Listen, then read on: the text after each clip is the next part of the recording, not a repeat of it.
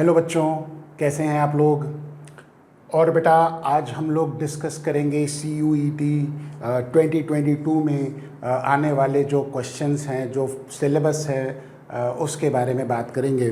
तो basically domain specific subject जो हम आपने चूज़ किया है फिज़िक्स, उसका सिलेबस हम डिस्कस करने जा रहे हैं। और ये डिस्कस करने जा रहे हैं बेटा कि किस तरह का क्वेश्चन आ सकता है, क्या पैटर्न रहेगा और किस तरह की चीज़ें इम्पॉर्टेंट रहेंगी और क्या सिलेबस रहेगा। मेनली तो इसके अंदर 12th का सिलेबस का पोर्शन है, लेकिन 12th के सिलेबस का मतलब ये नहीं है कि 11th सिलेबस का बेटा जो आपका मैथमेटिकल टूल्स है, जो आपके वेक्टर्स के कंसेप्ट हैं, वो नेचुरल सी बात है 12th के अंदर आते ही हैं, है ना। तो उनकी भी आपको थोड़ी बहुत जो है वो तैयारी करनी पड़ेगी, यानी कि 11th के मैथमेटिकल टूल और वेक्टर्स जो एप्लीकेशन टूल है जो 12th के सिलेबस के अंदर अप्लाई होते हैं मेनली, उनके बारे में भी आपको पढ़ना पड़ेगा। ठीक है, तो मेनली ये है। चलिए इसके बारे में बात करेंगे। मेनली जो हम फिज़िक्स का सिलेबस है उसके बारे में बात करेंगे।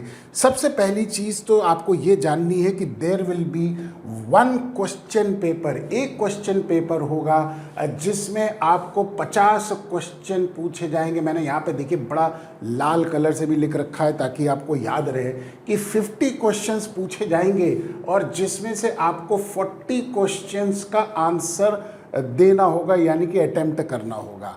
ठीक है, ये हमारे पास मेनली क्वेश्चन का पैटर्न रहेगा और ऑब्जेक्टिव टाइप क्वेश्चन होंगे। बहुत कंसेप्चुअल पेपर आएगा। कंसेप्चुअल पेपर मतलब कहने का है कि न्यूमेरिकल्स भी होंगे, लेकिन बहुत ज़्यादा heavy type of the numericals, जैसा कि आप जेई में देखते हैं, जेई एडवांस में देखते हैं, उस तरह का नहीं होगा, बल्कि थोड़ा सा लो लेवल का आपका लेवल का पेपर होगा। कंसेप्चुअल मेनली जो है वो आपकी 11th 12th की जो कंसेप्चुअल नॉलेज है वो टेस्ट करी जाएगी। ठीक है, तो चलिए पहले तो हम ये देखते हैं कि कितने यूनिट्स के अंदर ये डिवीज़न हुआ पड़ा है। तो सिलेबस का जो ये डिवीज़न है वो बेसिकली 10 यूनिट के अंदर डिवाइडेड है। मेनली जो 12th का यूनिट है, मतलब 12th के सिलेबस के ही हिसाब से हैं, और जिसके अंदर CBSE का सिलेबस भी है। और बेटा कई बार क्या होता है कि CBSE के सिलेबस में दो चार चीज़ें जो नहीं होती हैं, जैसे कि स्टेट बोर्ड में कुछ चीज़ें ऐडेड होती हैं, तो वो भी इनकॉर्पोरेट करा गया है सिलेबस के अंदर। इसीलिए सिलेबस की जानकारी रखना बहुत ज़रूरी है, क्योंकि होता क्या है कि हो सकता है कि आप CBSE बोर्ड से आपने एग्ज़ामिनेशन दिया हो, तो आपको किसी पर्टिकुलर, जैसे UP बोर्ड हो गया, बिहार बोर्ड हो गया, जैसे कि महाराष्ट्र बोर्ड हो गया, हरियाणा बोर्ड हो गया, है ना। तो इनके जो अंदर बोर्ड के अंदर कुछ एकाध जो टॉपिक्स हैं वो एक्स्ट्रा होते हैं।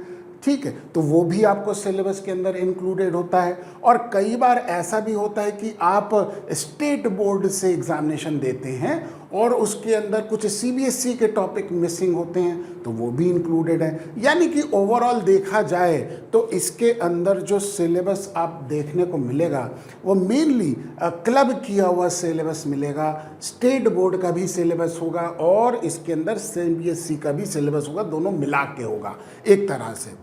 तो देखते हैं क्या क्या चीज़ें हैं। इलेक्ट्रोस्टैटिक्स के अंदर electric charge and their conservation, है ना, Coulomb's law, force between 2 point charges, forces between multiple charges, ये सब आपने जो 12th के सिलेबस में पढ़ा है। सुपरपोजिशन प्रिंसिपल क्या होता है, कंटिन्यूस चार्ज डिस्ट्रीब्यूशन का कंसेप्ट, है ना, ये मेनली पहला पार्ट जिसको हम electric charges and their conservation के अंदर बात करेंगे। फिर उसके बाद electric field due to a point charge, electric field lines के बारे में, इलेक्ट्रिक डाइपोल, इसको थोड़ा सा बड़ा कर दें ताकि आपको और अच्छे से दिखाई दे, है ना। तो कई बार क्या है कि मैं समझता हूँ कि छोटा में से आपको दिखाई नहीं पड़ रहा होगा, तो मैं इसको थोड़ा सा और बड़ा कर देता हूँ। ठीक है, ये लीजिए, मैंने और बड़ा कर दिया। अब मुझे लगता है कि आप लोगों को दिखाई दे रहा होगा, बाद में हम शिफ्ट कर लेंगे। ठीक, तो electric dipole, electric field due to a dipole, torque on a dipole in a uniform electric field. हो सकता है कि इनमें से एक आध पार्ट आपके बोर्ड के सिलेबस में, अगर आप स्टेट बोर्ड का दे रहे हैं या CBSE बोर्ड का दे रहे हैं, तो उसमें से एक आध टॉपिक मिसिंग होगा। है ना। तो ये एक्चुअली में ये CUET का सिलेबस है जो कि आपको पढ़ना पड़ेगा और जिसके बारे में आपको तैयारी करनी पड़ेगी। Electric flux, statement of Gauss theorem and its application to find field due to, कौन सी होती है बेटा, इनफाइनाइटली लॉन्ग वायर होती है ना, uniformed charged infinite plane sheet होती है, थिन स्फेरिकल शेल होता है, फील्ड इनसाइड एंड आउटसाइड, ये सब आपने बोर्ड के अंदर स्पेसिफिकली पढ़ा ही होगा। ठीक, उसके बाद बात आती है electric potential difference, electric potential due to a point charge, dipole and system of charge, equipotential surface क्या होता है, इलेक्ट्रिक पोटेंशियल एनर्जी क्या होती है ना, system of 2 point charges and electric dipoles in the electric field, ये सारा part जो है वो सिलेबस के अंदर मौजूद रहेगा। ठीक है, कंडक्टर्स एंड इंसुलेटर्स के बारे में भी आपने पढ़ा है, free charges, bound charges inside the conductor, dielectric and electric polarisation, ये सारा सिलेबस के अंदर है।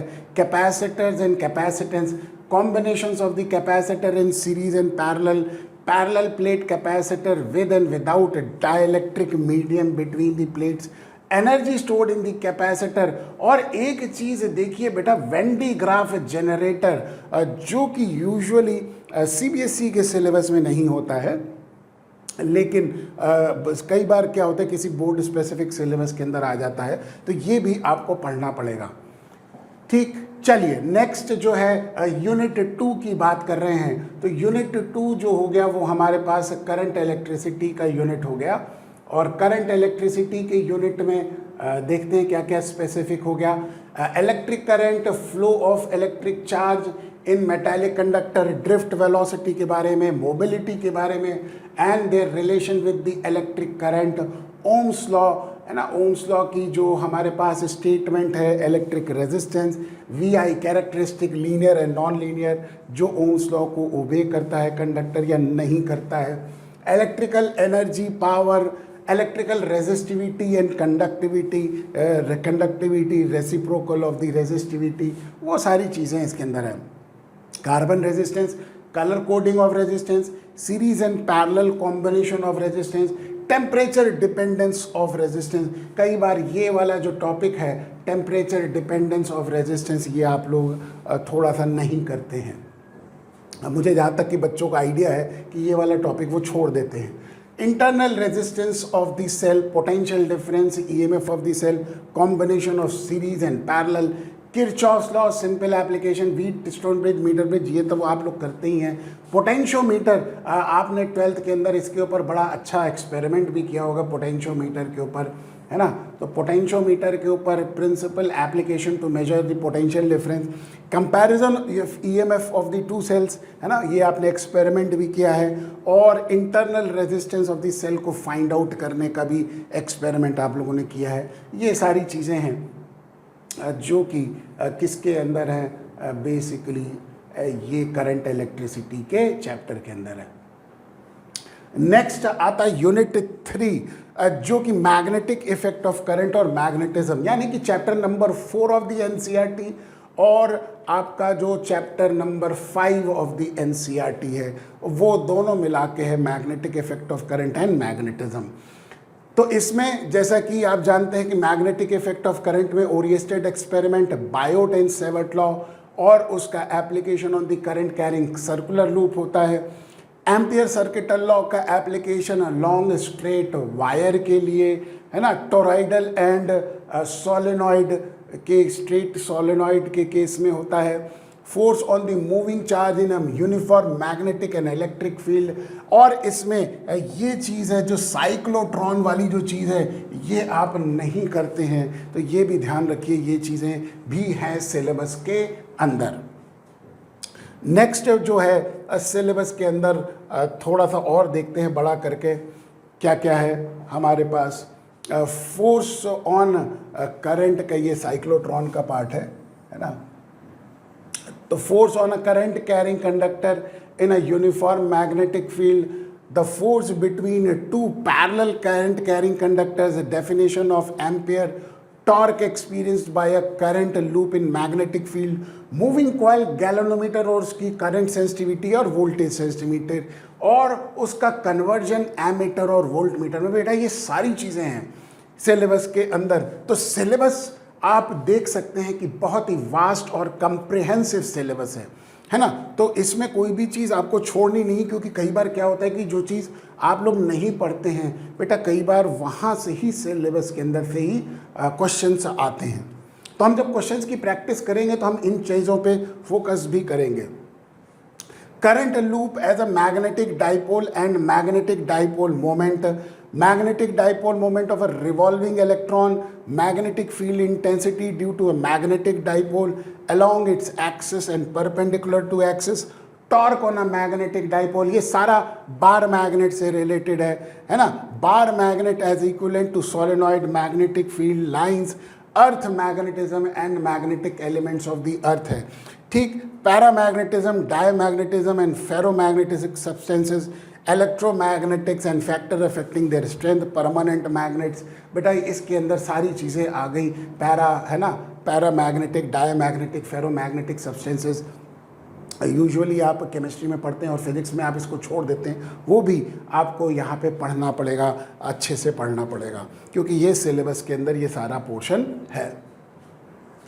उसके बाद आता है electromagnetic induction and alternating current, जो कि यूनिट 4 है, यानी कि आपका एनसीईआरटी का चैप्टर नंबर 6 और चैप्टर नंबर 7 दोनों मिला के होता है, जिसको यूनिट नंबर 4 कहा गया है, जिसके अंदर इलेक्ट्रोमैग्नेटिक इंडक्शन, फैराडेज लॉ है ना, Lenz law, eddy current, self and mutual inductance, ये तो ईएमआई से रिलेटेड हो गया। ऑल्टरनेटिंग करंट से रिलेटेड वो सारी चीज़ें, इवन एलसी ऑसिलेशन भी है, LCR series circuit, resonance, wattless current, AC generator और ट्रांसफार्मर, ये भी सिलेबस के अंदर है।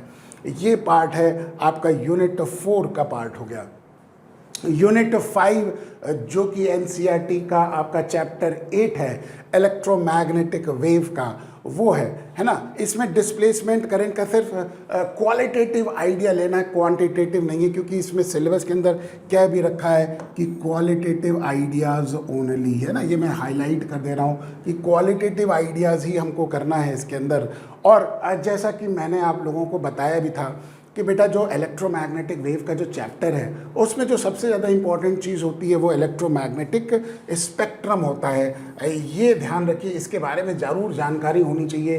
क्या क्या इलेक्ट्रोमैग्नेटिक वेव्स है, उनकी फ्रीक्वेंसी, उनकी वेवलेंथ और सोर्स और यूसेज, यानी कि कैसे वो जनरेट होती हैं और क्या क्या उनका यूजेस है, क्या क्या उनका एप्लीकेशंस है। ये बातें हो गई जो कि यूनिट नंबर 5 से रिलेटेड हो गई। उसके बाद यूनिट 6 जो कि ऑप्टिक्स है। ऑप्टिक्स बेटा जैसा कि आप जानते हैं चैप्टर 9 और चैप्टर 10, चैप्टर 9 रे ऑप्टिक्स हो गया और chapter 10 of the NCERT wave optics हो गया। वो दोनों मिला के यूनिट 6 होगा जो कि ऑप्टिक्स का है। इसमें रे ऑप्टिक्स का भी पार्ट है और वेव ऑप्टिक्स का भी पार्ट है।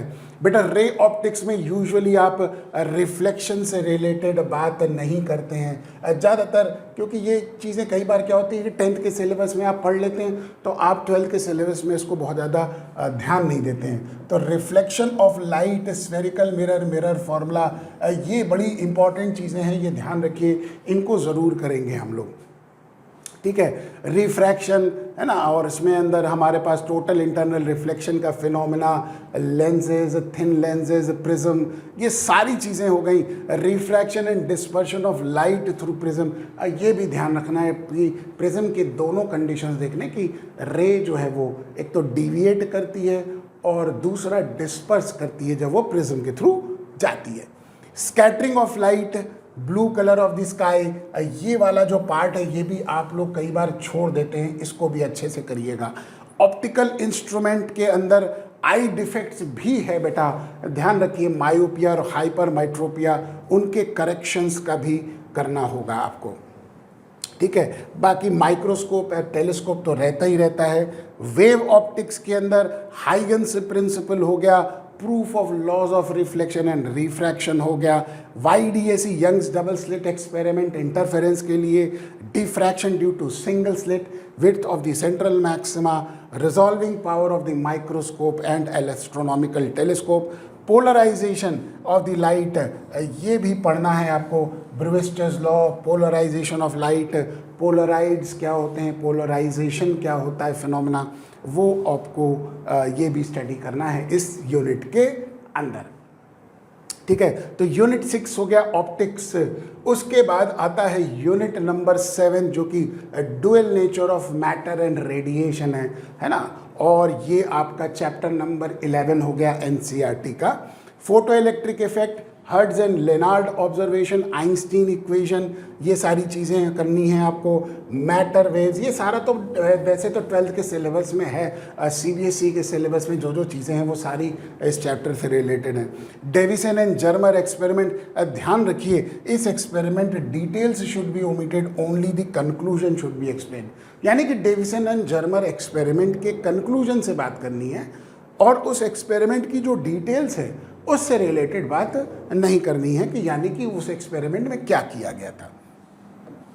ठीक है, उसके बाद आता है यूनिट नंबर 8 जो कि एटम्स एंड न्यूक्लियाई दोनों का है, यानी कि आपका चैप्टर नंबर आपका 12 हो गया और chapter number 13 of the NCERT दोनों मिला के है यूनिट नंबर 8, जिसके अंदर अल्फा पार्टिकल एक्सपेरिमेंट, रदरफोर्ड जो एक्सपेरिमेंट है ना, बोर्स थ्योरी, हाइड्रोजन एटम, ठीक, और उसके बाद न्यूक्लियस के composition and size of the nucleus क्या है, और आइसोटोप्स, आइसोबार्स, आइसोटोन्स, ये सब क्या होते हैं, रेडियो एक्टिविटी का phenomena, alpha beta gamma particles, इनकी बातें, और रेडियो एक्टिव डीके लॉ क्या है, mass energy relationship, mass defect, binding energy per nucleon, और न्यूक्लियर फिशन और फ्यूजन, ये सारा जो है चैप्टर न्यूक्लियस का ये पार्ट आपका आएगा।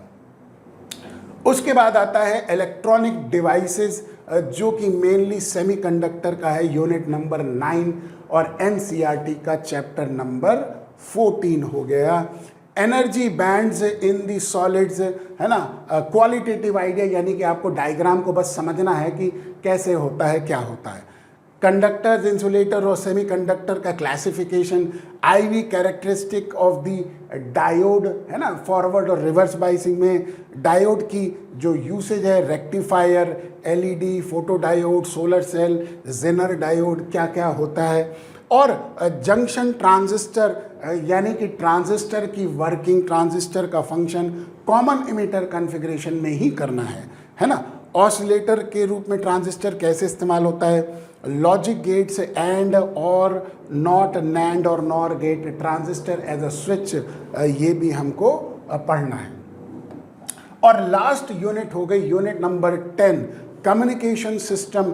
कई बार क्या होता है कि बेटा ये सिलेबस जो है वो कुछ स्टेट बोर्ड्स में नहीं होता है, और कई बार CBSE में भी कई किसी साल आता है, किसी साल नहीं आता है, ऐसा भी डायलेमा रहता है, तो ये भी आपका सिलेबस के अंदर ज़रूर पढ़ना है आपको।